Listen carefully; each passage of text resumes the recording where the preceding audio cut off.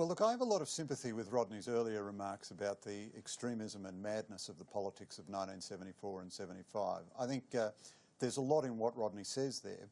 And I think the responsibility for that is shared equally by Malcolm Fraser and Gough Whitlam. But if anyone is guilty for the dismissal, it's Malcolm Fraser. And I think one of the really unpleasant ways that history has gone in the last 10 or 15 years is that everybody gangs up to kick the guts out of Kerr, who is dead and can't defend himself. Now, Malcolm Fraser, who wanted Kerr to dismiss Whitlam, who was urging Kerr to dismiss Whitlam, who brought about the whole constitutional crisis, and I think unjustifiably, I'm not someone who justifies what Fraser did then, he has somehow or other, in his journey over to a sort of a Noam Chomsky leftist position, he has somehow or other escaped all guilt from that.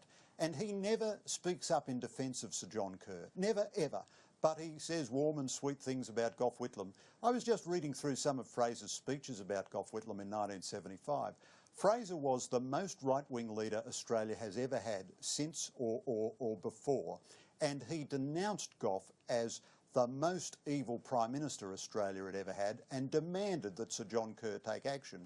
Now, in the canons of history, written as they are in Australia always by the left, Fraser's over sidling up to his new mates on the left and everyone kicks the guts out of Kerr. I think Kerr was an honourable man in an impossible situation who did his best. And for Fraser to say that Gough was too big a man to contain bitterness, Gough never got over the bitterness and vileness that he felt towards Kerr, and he spoke about him in a contemptuous fashion. And it's, in Australia, a very ugly thing is where we have a licensed villain whom we're all free to kick the guts out of as we like. And Sir John Kerr has become that pantomime villain over the last 15 years. Yeah, Greg, you make some good points, but